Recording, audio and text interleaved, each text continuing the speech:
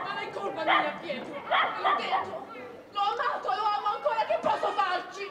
Gli ho creduto con tutte le mie forze. Puttana! Hai messo la nostra vita e il nostro orgoglio nelle sue mani! Sei peggio di una puttana! E ti permetti pure di aprire bocca e parlarmi delle tue vigliaccherie con orgoglio! L'ho amato, lo amo ancora con tutto il mio cuore! Sputi veleno, la tua bocca è piena di fango! Lasciami perdere! Vorrei essere con lui in questo momento! Mi fai schifo, puttana! La mia vita è sua, lo amo! Non te ne vergogni? No! Ti ammazzo! Pietro! Falla finita! Chi ha disonorato non se ne vergogna! È una puttana! Una sorella peggio di una puttana! Ha disonorato la famiglia e me! Quel bastardo ha violato il suo onore e quello della nostra famiglia! E se non fai niente, ci penserò io a portare a termine la vendetta dei Venucci! Puttana! No! No, Pietro! Fermati! Lucrezia! Vieni qui.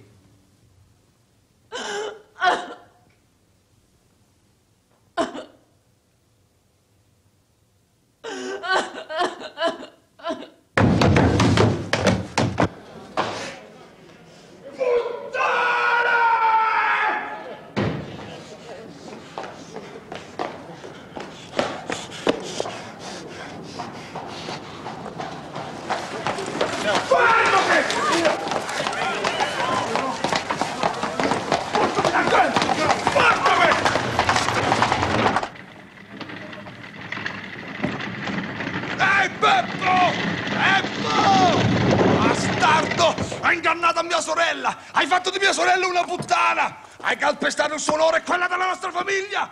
Voglio quello che è nostro! Voglio il mio orgoglio! Beppo! Fatti avanti, bastardo! Beppo, che fai con quel martello? Vieni qua! Vai, vai, vai!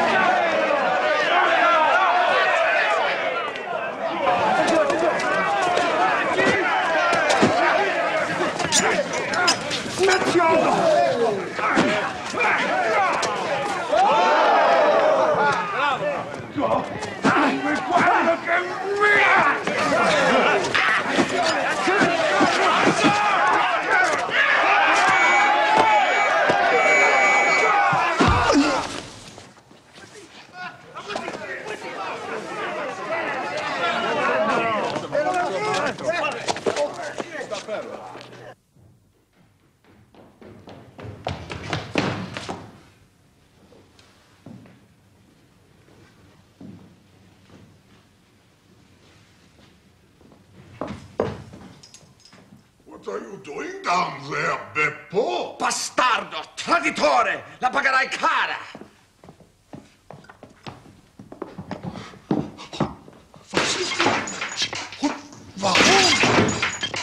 Porco!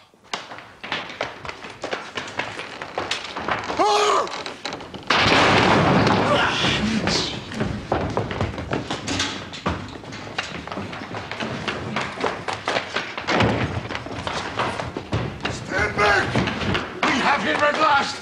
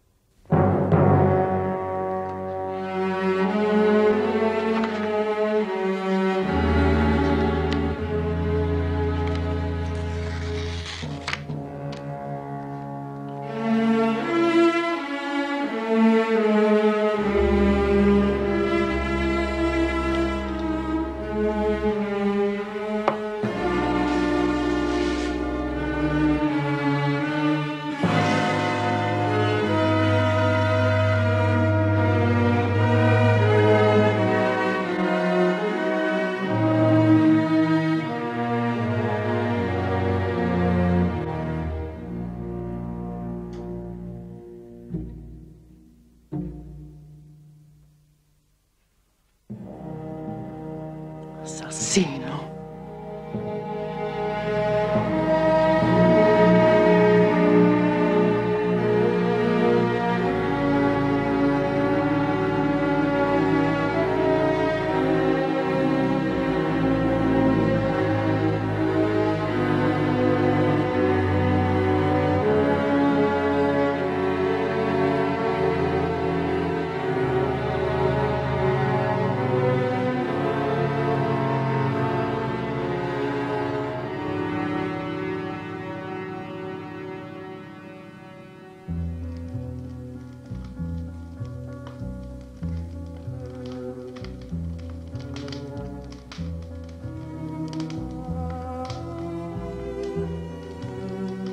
Anything remarkable on Handler Street?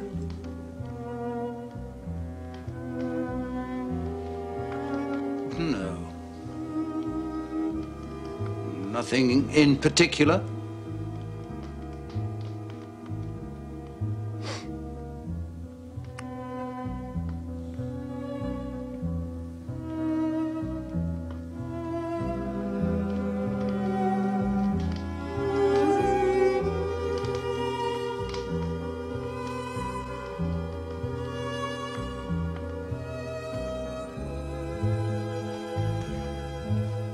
Then tell us about it. Now you come to mention it, Mr. Holmes, there's no denying there is something on my mind.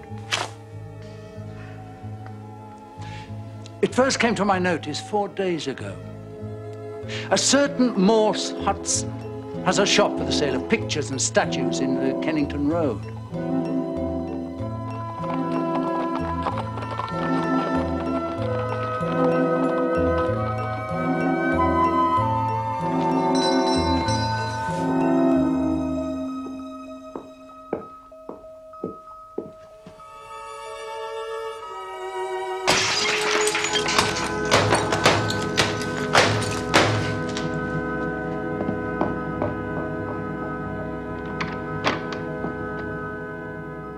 But what happened last night was more serious and also more singular.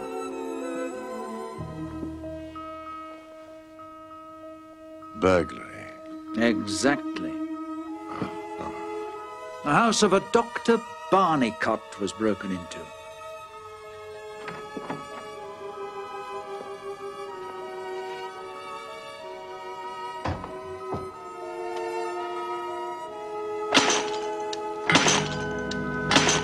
Now, this bust was one of a pair purchased from Morse Hudson by Dr. Barnicott. He had put it in his house. The other he put 2 miles away in his surgery. Later that same night,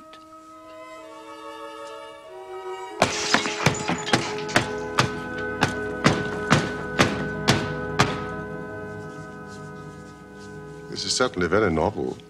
yes, I thought it would please you. Though, in my opinion, it comes more into Dr. Watson's line than ours. Disease? I should say madness. Queer sort of madness, too. You wouldn't think there was anybody living nowadays, would you, have such a hatred for Napoleon Bonaparte? Ah, actually, there are no limits to the possibilities of monomania.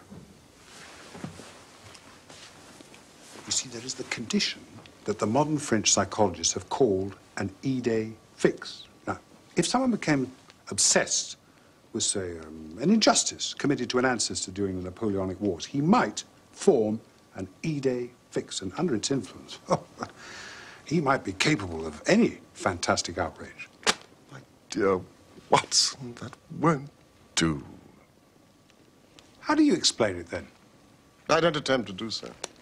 I see. I would simply observe that there's a certain method in this gentleman's eccentric madness. I mean, for example, in Dr. Barnicott's house, where a sound might arouse the sleeping family, the bust was taken outside before being broken, whereas in his surgery, where there was less danger of alarm, it was smashed where it stood. Well, I only mention it because you usually have a taste for all that is out of the common, no matter how trivial. No, I dare call nothing trivial, Lestrade. Some of my most classic cases have had the least promising commencement. Yeah, that dreadful business of the Abernethy family. No, Ooh. I hardly call the dismemberment of an entire family trivial. Well, Watson, would you be so kind as to explain? What? Well, the point is that it only came to Holmes's notice because of the depth to which the parsley had sunk into the butter on a hot day. Ah. Ah. So you see, I cannot afford to smile at your three buts, Lestrade. However, I would be obliged if you would keep me informed as to developments.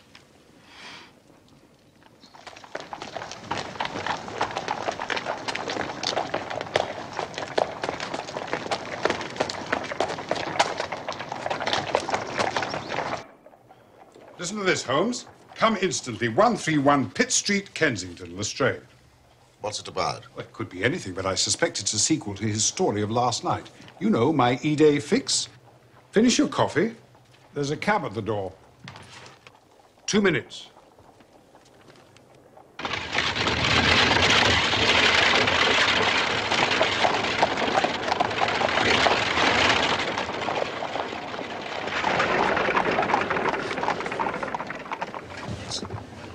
It's attempted murder, at least. Nothing less would hurt the London message boy. There's a deed of violence in that young fellow's round shoulders and outstretched neck. Well, Lestrade will soon tell us.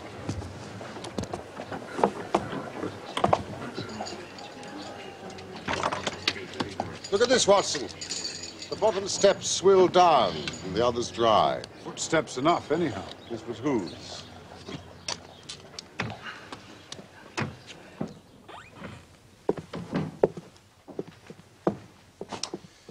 It's the Napoleon bust business again, gentlemen. They smashed another. I'm afraid the affair has taken a graver turn. This way.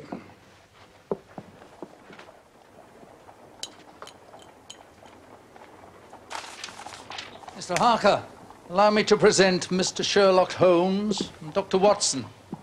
Mr. Horace Harker of the Central Press Syndicate. Good of you to come, gentlemen. Please forgive my agitation. No apology necessary, Mr. Harker. A body on one's front doorstep is always unsettling.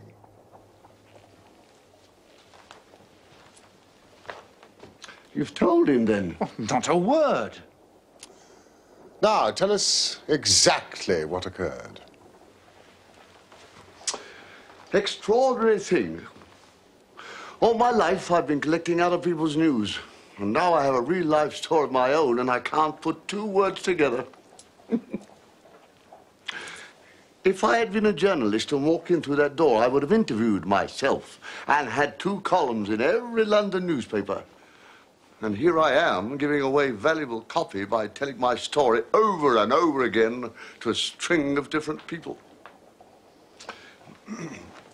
However, I've heard of your name, Mr. Sherlock Holmes. So if you could explain this queer business, I'd be more than paid for my trouble in telling you my story.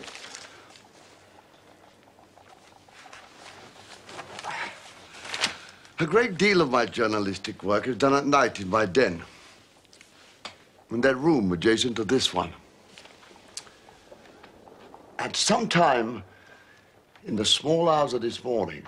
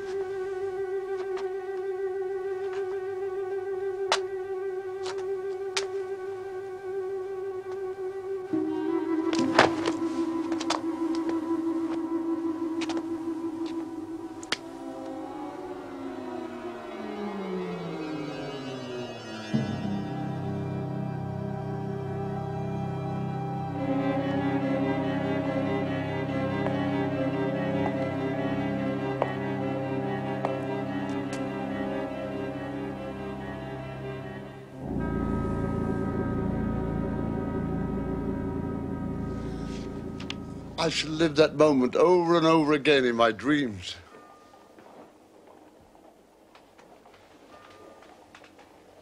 Do we know who the murdered man was? Not yet. But you can see the body at the mortuary if you wish.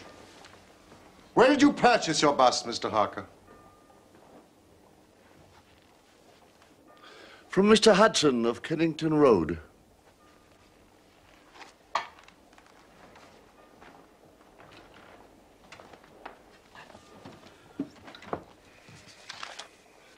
Do we know what became of it?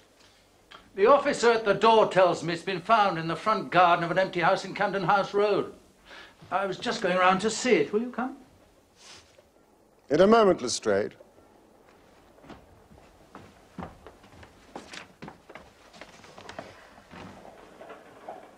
Well, the intruder had either very long legs or was the most active man, with that area beneath.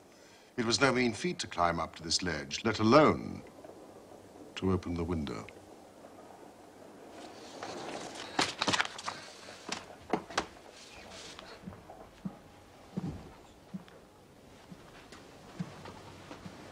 Mr. Harker, will you come with us to see the remains of your bust?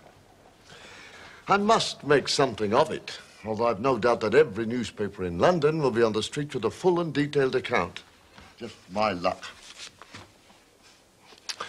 Do you remember when the stand fell down at the Doncaster races? I was the only journalist in that stand, and my journal was the only one that didn't have a published account because I was too shaken to write a word. Now, I should be too late with a murder on my own doorstep.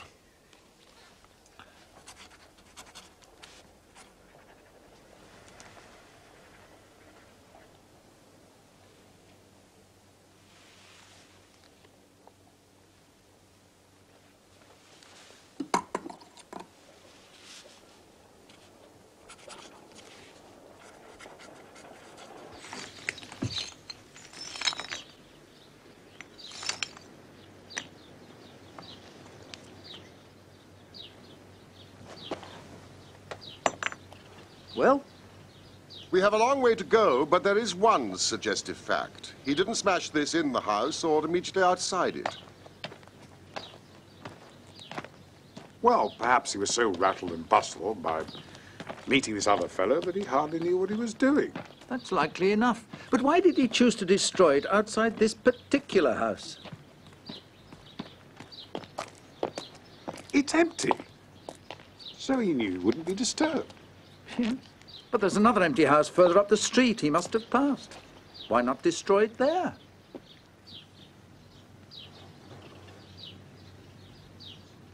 The lamp! By Jove, you're right. What are we to make of that? Holmes, remember it. Docket it. We may come on something later which will bear upon it. Meanwhile, before we go our separate ways, I suggest we make one last concerted visit. Where to? The morgue.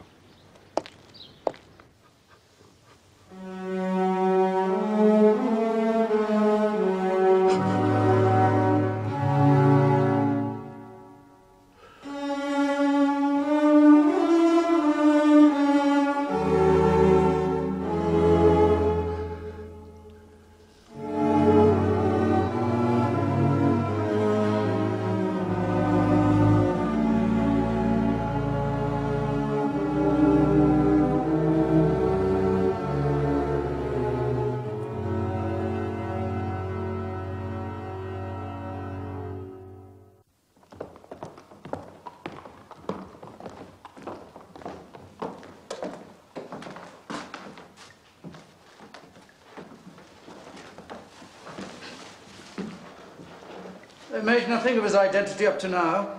He was poorly dressed, but doesn't seem to have been a labourer. Well, whoever's responsible did a nasty job on the fellow's throat. Oh, that was a murder weapon. Had a serrated blade. Though whether it belonged to the murderer or the dead man, we don't yet know. Anything in his pockets to help identify him? Precious little. If it might interest you, Mr. Holmes. Forgive me, Lestrade, I was just contemplating the one mystery that not even I can solve. death itself. Pray continue. As you can see, he carried very little. An apple, some string, a shilling map of London, and a photograph. Oh, part of one, it's torn. Look. Ugly-looking devil. Positively simian. What steps do you propose next, Lestrade? Well, the most practical way of getting at it, in my opinion, is to identify the dead man. Once we know who he is and who his associates are, we should have a good start in learning who killed him on the doorstep of Mr. Horace Harker. Don't you think so, Mr. Holmes? No doubt. It is not the way that I would conduct the case. Well, what would you do? No, don't let me influence you, Lestrade. I suggest you follow your line of inquiry and I mine. Then we can compare notes and each supplement the other. But if you are returning to Pitt Street, I would be grateful if you would tell Mr. Harker that I have quite made up my mind in this matter. I'm certain that it was a dangerous and homicidal lunatic with Napoleonic delusions at his house last night. It will help him with this article. You don't seriously believe that, Holmes? Don't I? Well, perhaps not. I'm sure it will please Mr. Horace Harker and the subscribers to the Central Press Agency. I would be grateful, Lestrade, if you could make it convenient to come round to Baker Street at 6 o'clock this evening.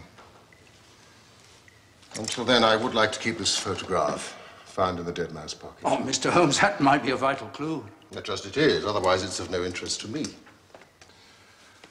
Good luck, Lestrade.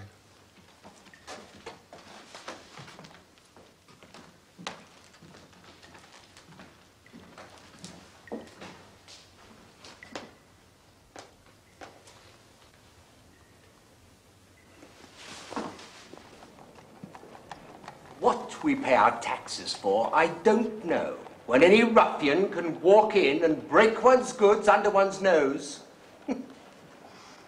A superb bit of craftsmanship it was, too. Taken from a marble copy of the Emperor's head by Devine. Are you familiar, by any chance, with that great artiste? Yes, indeed. Speaking of familiarity, do you recognize the man in this photograph? Man in the photograph? Ah, yes, indeed I do, Mr. Holmes. The name's Beppo. Beppo?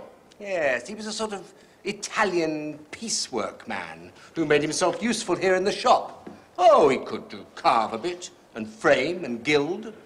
I took him on about 10 days ago, but he only stayed a week and then just disappeared. Didn't even collect his wages. Perhaps he was responsible for the breakages. Responsible for the breakages? Responsible for the breakages? My dear sir, this is an international conspiracy. A nihilist plot. Red Republicans, I call them. Yes, no one but an anarchist would go about breaking statues. Did they break every one that you sold? Break every one I sold? Well, hardly that. Just the 2 bought by a local doctor and the 1 left here in my shop. If anything happened to the other 3, I know nothing of it. 3? So there were 6 to begin with? 6 to begin with? Yes, a batch of 6. I ordered them especially from Gelder and Company of Stepney. They do excellent moulding work. Do you happen to know the names and addresses of the other customers? My ledgers, Mr. Holmes, are confidential. Mr. Hudson, if your theory is correct, oughtn't we to warn these people of this most dangerous plot? And who better to do that than Mr. Sherlock Holmes? Mr. Sherlock Holmes? Yes, quite right, sir. Yes, the country slumbers, but we shall remain vigilant. Follow me, sir.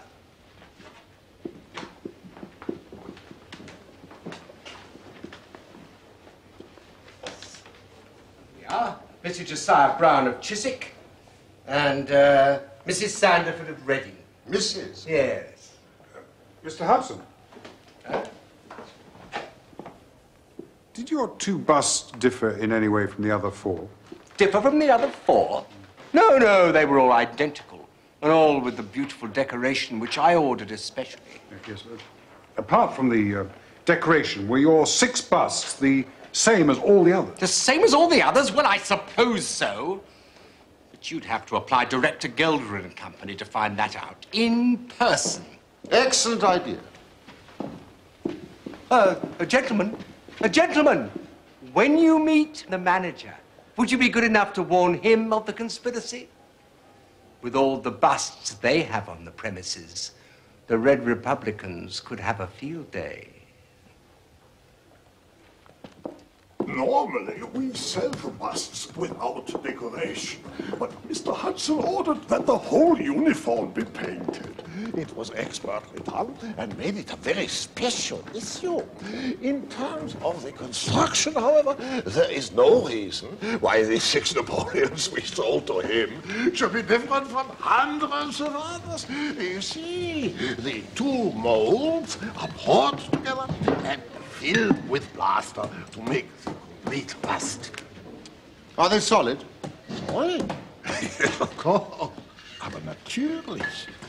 Then they are placed in a special room to dry and afterwards stored. The wholesale price is 6 shillings, but the retailer would get 12 or more. I can think of no reason someone would wish to destroy them. Or murder for them? Well,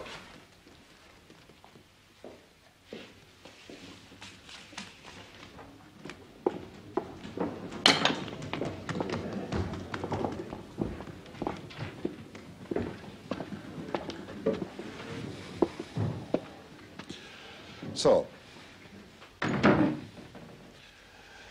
your interest in the molding process had ulterior motives. Herr Mandelstam, I wonder if you happen to recognize the man in this photograph. Ah, the rascal. Yes, indeed, I know him very well. This has always been a respectable establishment, and the only time we ever had the police in here was over this fellow. About a year ago, he knifed another Italian in the street and ran in here with the police on his heels.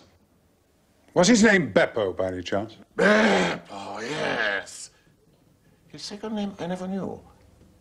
Serve me right for employing a man with such a face. But he was a good workman, one of the best.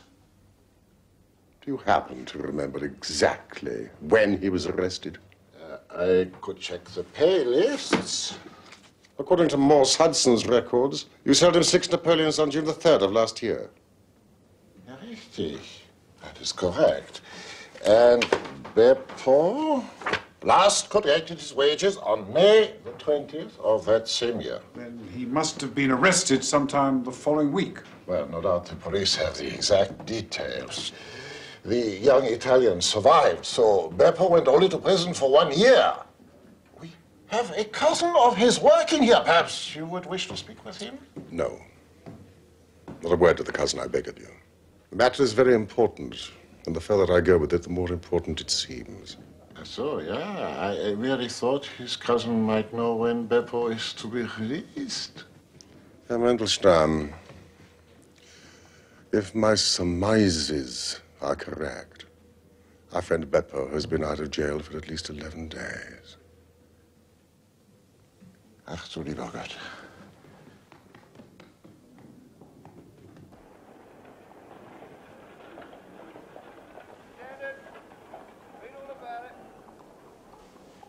Hey!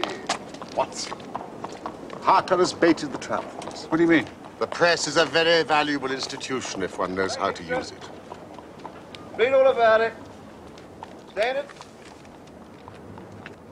Very cunning, Holmes. Thank you, Watson.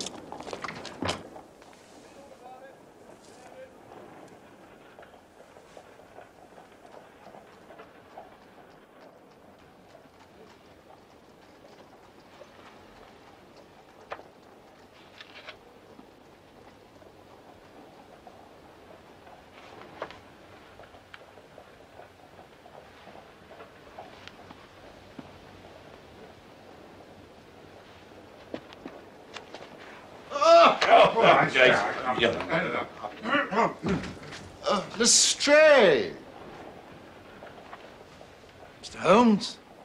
Doctor? Please, sit down. Oh. Thank you.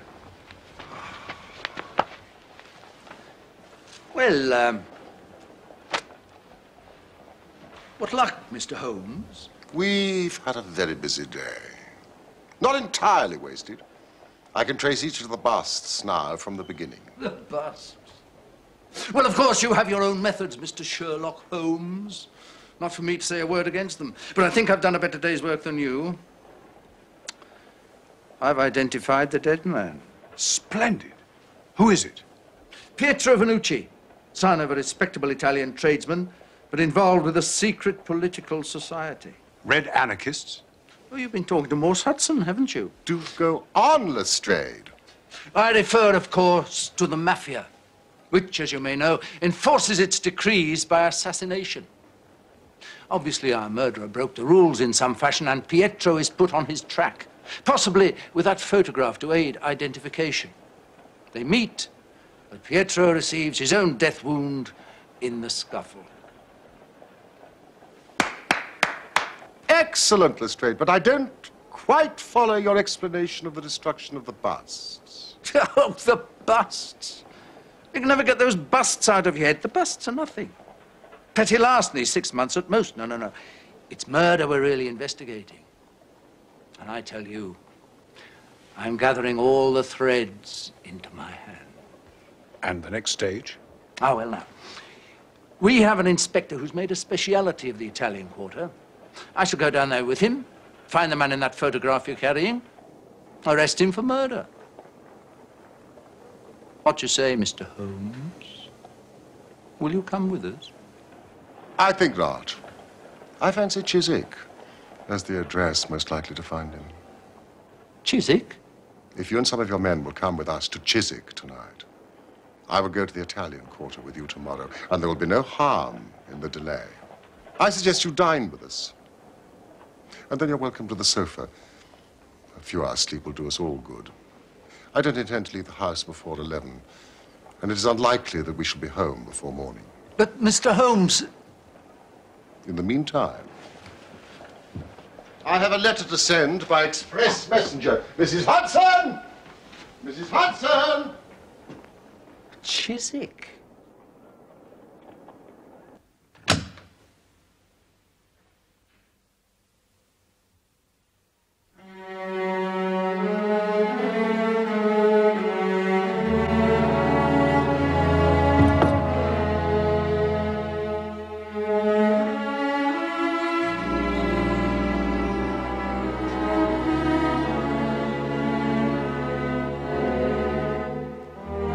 No!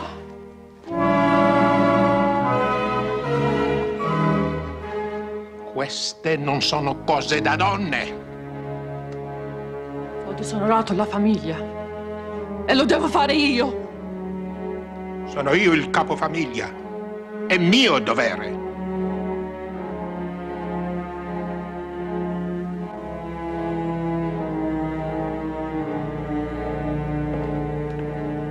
Papà!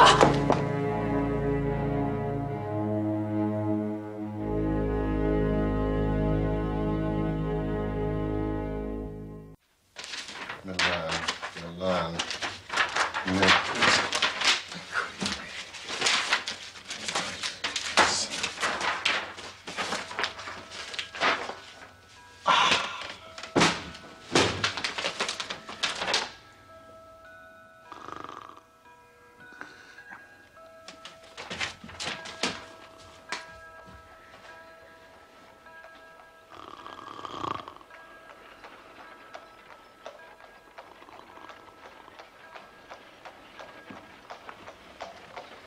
O'clock, gentlemen, on your feet.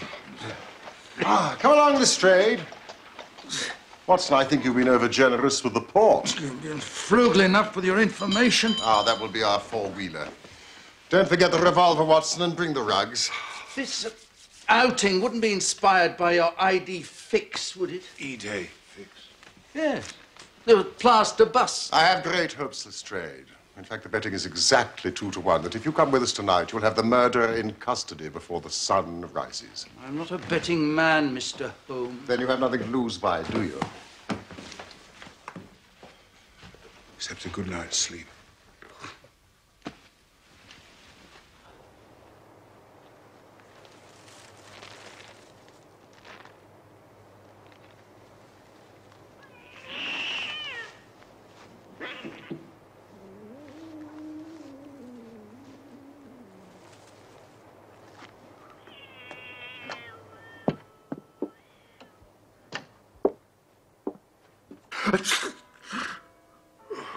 Watson, if you've caught a cold, it's your fault.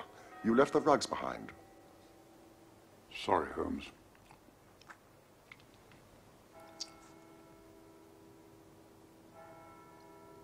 Is that 2 o'clock?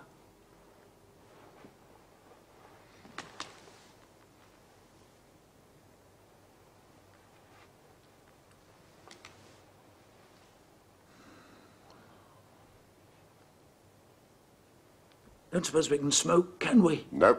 No, thought as much. Are your men in position? Oh, yes.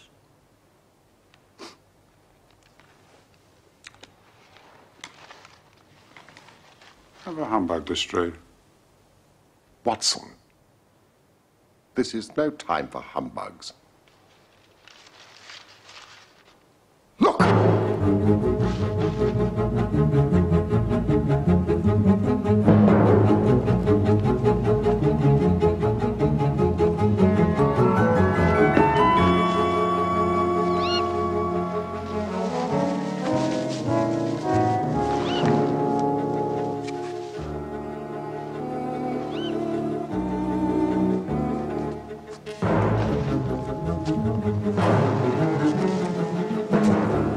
Is that who you're expecting?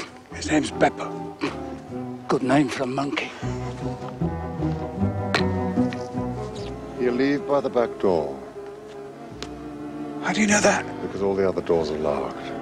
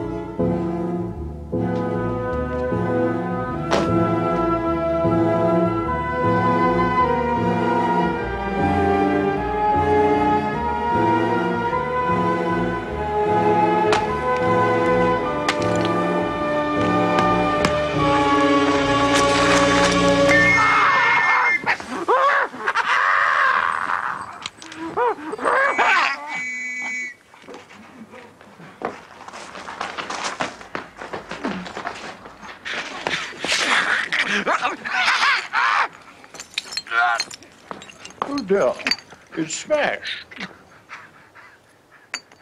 Mr. Josiah Brown, I presume? Yes, sir. And you no doubt are Mr. Sherlock Holmes. I had the note you sent by the express messenger, and I did exactly as you told me. Following your instructions, we locked every door so as to lead him into the back. And I'm very glad to see you have the rascal.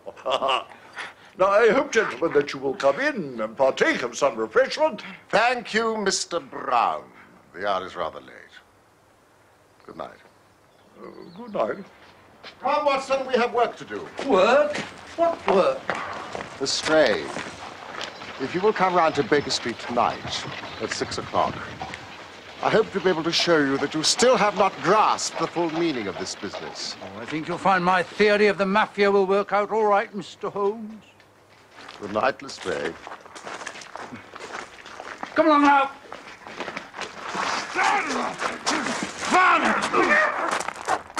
Baker Street, please.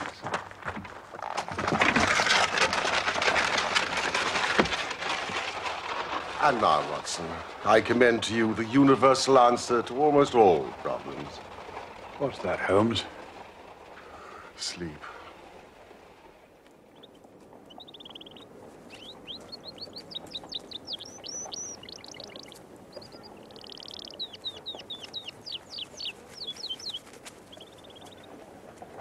Buongiorno.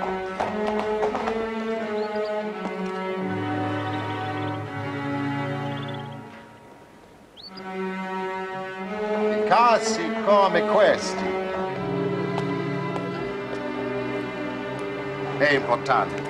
Ecco, signor Holmes. Grazie, signore. Morning, Watson. Since the manager of Gelder and Company was mainly responsible for Beppo's initial arrest, we see the breaking of the busts as a pathetic attempt to revenge himself. And it was possibly these senseless acts of violence which transgressed the mafia's code of behavior and led to the murder of young Vernucci. There. I think that takes care of those details you mentioned last night. Don't you, Mr. Holmes? Holmes? Ha! Yes, Watson. Well, what do you think of Lestrade's theories? I'm sure that they are of the greatest interest, but I regret to say I've not listened to a word of them. Forgive my inattention, Lestrade. I had a rather late night. Oh, what do you think I had?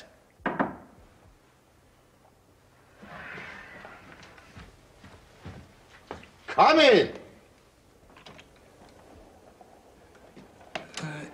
Is Mr. Sherlock Holmes here? Ah. I fear I am a little late, but the trains were very awkward. No matter, no matter. Have you brought the item? Well, these are my friends and colleagues, Dr. Watson and Inspector Lestrade of Scotland Yard. You may speak freely in front of them. Gentlemen, you said in your telegram that Mr. Hudson had given you my address. Mr. Sanderford of Reading. The same, sir. How do you do? It's those busts again. Correct, Lestrade. Did he also tell you just how much my wife paid for it? No, he did not. Well, sir, I am an honest man, though not a very rich one, and she only gave 15 shillings for it, and I think you ought to know that before I take the £10 from you that you offered in your telegram. Oh, your scruple does you much honor, Mr. Sanderford, but I have stated my price, and I shall stick to it. Oh, thank you, Mr. Holmes. That's very handsome of you. Your bust, sir. You know, my wife has always maintained that there is a marked resemblance between myself and the Emperor. Can't say I see it myself.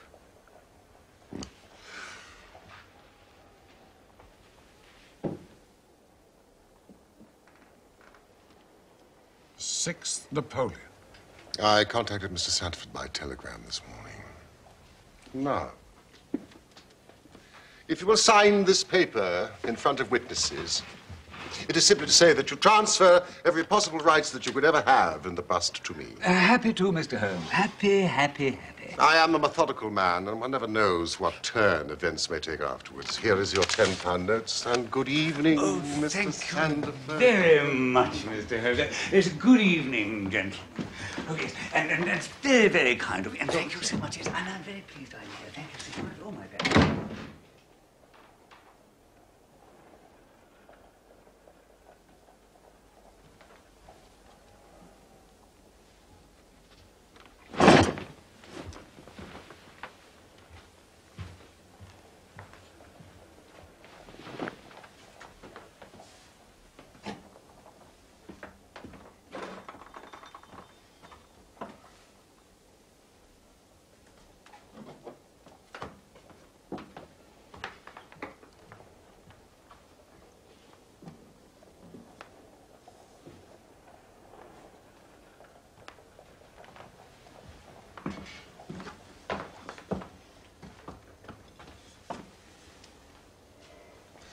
Now, gentlemen, if you would give me your undivided attention.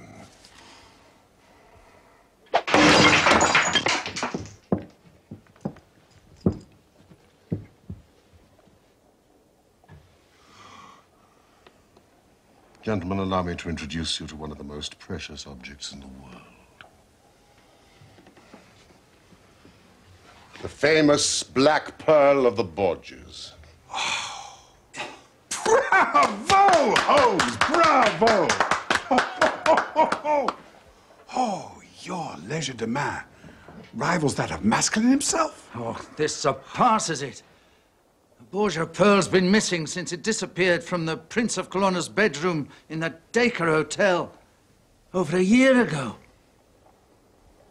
As you may remember, Lestrade, I was consulted upon the case at the time.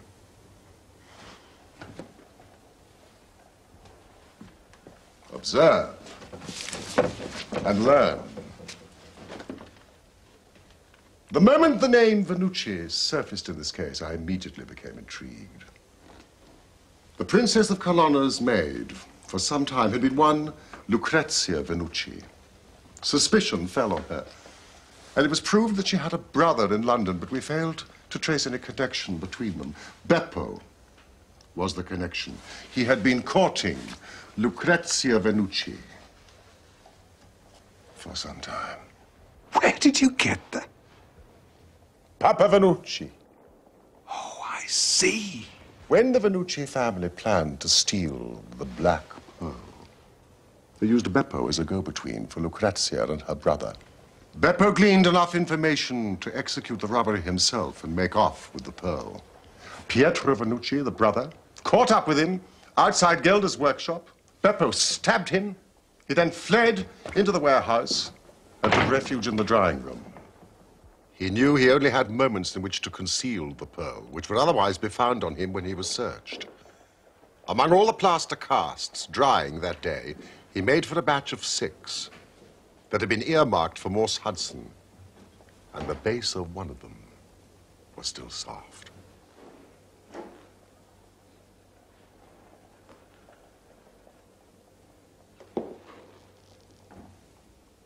It was an admirable hiding place.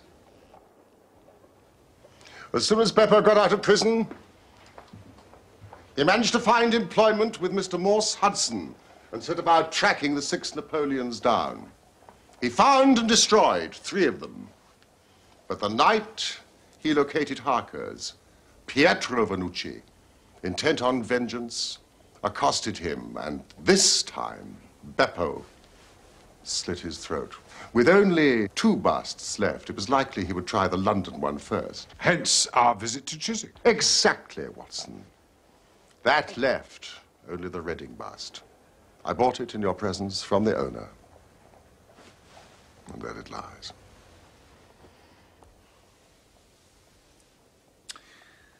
Well, Mr. Holmes,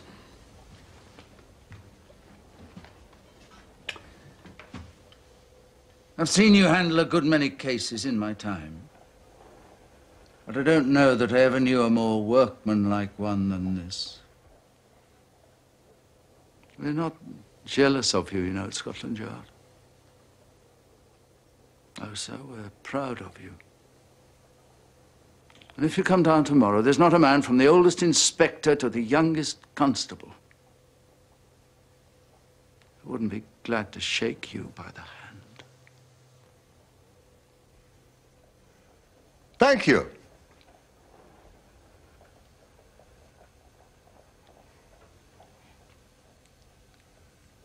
Thank you.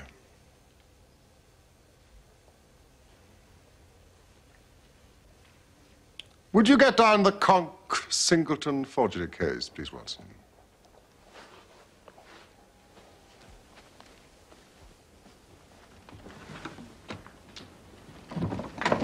Goodbye, Lestrade. And if a little problem comes your way, I shall be happy if I can to give you a hint or 2 as to its solution.